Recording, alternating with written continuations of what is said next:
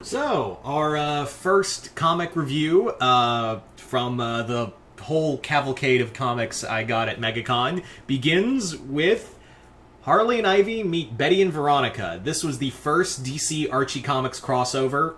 This was actually written by Paul Dini. Yes, that Paul Dini from the 90s animated show and, well-regarded Batman writer. Now if you guys remember, a few months ago, I actually did a review of Batman 66 Archie meets Batman 66, which was like the classic Archie comics meeting Adam West Batman. But this was actually the first before that. And honestly, I was a little like, really? We're doing like this first? So, like, when you think about it, like the Archie Batman 66 one was a little made more sense, but I was really kind of disappointed by it. I didn't hate it, but like I was disappointed because Batman doesn't meet Archie and the rest of the gang until like later in the comic. Here it's like later, and when I say later in the comic, I mean by the fourth issue of this 5 issue, like it doesn't, like, towards the end of the book, it's really more of like Archie taking on the Batman villains. Here it's like, aside from like they show up at the end of the first issue, they meet, and like the adventure is insane. So Harley and Ivy meet Betty and Veronica. Also, the other thing is that while this is in the Archie universe, it really takes place... It really doesn't involve Archie. He's there, so is Jughead and everyone else you like, but it's more focused on Betty and Veronica. Like, it really plays on the whole Betty and Veronica thing, and, I never read Archie comics. I just know the characters, and also, I just love it. Also, side note, put up some of the posters from the convention. So yeah, the gallery has gotten bigger. The art gallery has gotten bigger. So this comic is more focused on Betty and Veronica, and it actually does the great thing of what I always love in crossovers, and what I always want to see in crossovers, is really give a lot of attention to both comics, to both franchises.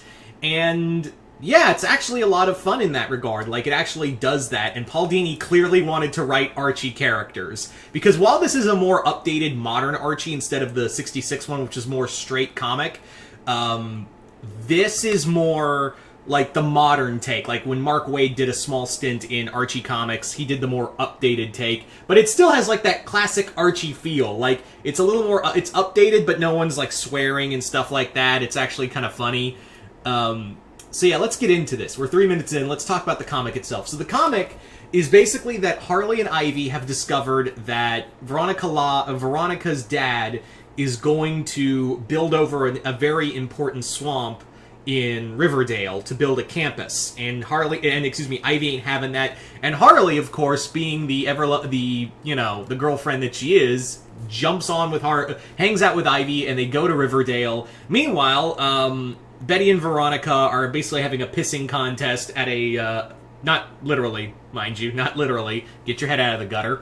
They're having more or less, they're dressing up as Harley and Ivy at a costume ball in honor of this college being built. I don't know, that felt weird. I was just like, alright, we just need the characters there. So, who else is there is that Zatanna is also there, along with Sabrina the Teenage Witch, and a spell gets crossed, and Harley and Ivy switch bodies with Betty and Veronica, and shenanigans ensue. This comic is just fun. This is a lot of fun. I love the whole body... I'm never the biggest fan of the whole Freaky Friday body switch thing, because you can only do the whole, you're in my body, but I'm in yours!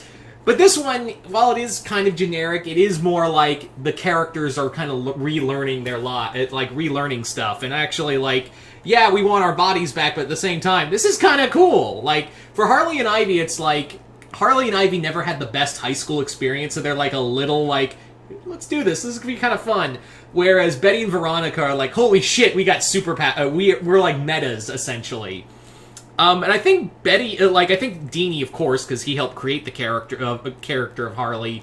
Like, I feel like he's the only one who remembers that Harley's body is like she's actually a lot stronger than she looks. She's not like superhumanly strong, but like the chemicals that Ivy gives her are like making her body like denser and more agile. So she's actually a lot strong. She has like above human strength. Like, And like, because again, Deanie seems to Deanie's the only one who seems to remember that, as well as Harley's resistant to toxins.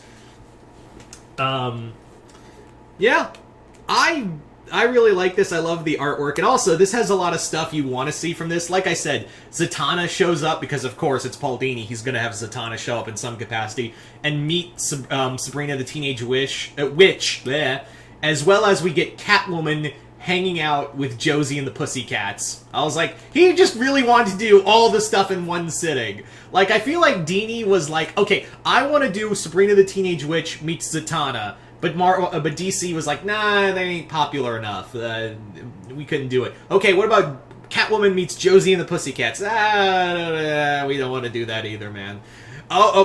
Shit, okay. Betty and Veronica meet Harley and Ivy. And DC was like, go on. I feel like that's what happened. I really do feel like that was the case. The artwork in here is fun. It's, hang on, let me show you. It's nothing gratuitous, I will mind you, because this one, unlike the Archie versus Predator crossover, where it was just, because of course it had to be violent, this is nothing like sexual or anything. It's actually kind of respectful and very restrained, because, again, the dialogue, no one's getting killed. Like, no one is legit getting killed. Let me show you some artwork real quick of, hang on. Let's see. What's a good panel? What's some good panels? Ah! Here. So yeah, I really like the artwork by Laura Braga and Adriana Milo. I think that's how you pronounce her last name.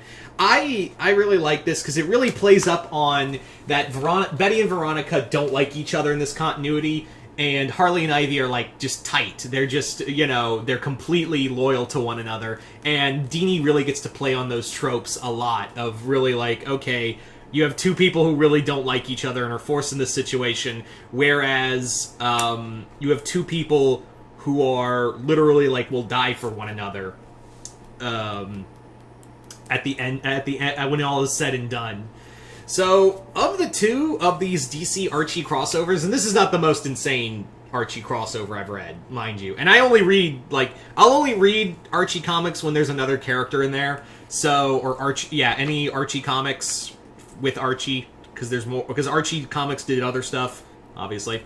So yeah, I just read Archie comics when it's crossing over with someone else, because once you do The Punisher meets Archie, everything is on the table, and I want to read it all.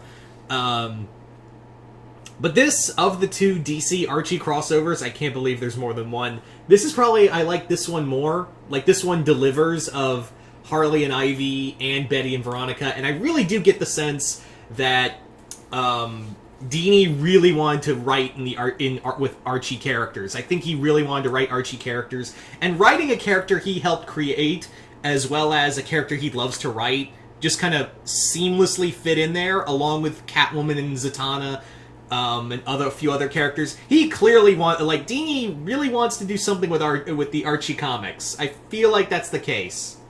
But anyway, so would I recommend this? Yeah, I actually would. If you have like a sense of what Archie is, you can read this no problem. If you're a fan of both franchises, you're gonna love this. So, yeah. But if you've read the the Harley, Ivy, Betty, and Veronica comic, just comment below, let me know. Did you guys like it, hate it? And once again, just comment below, let me know. And I am Mr. Multiverse. I'll see you next time in the multiverse.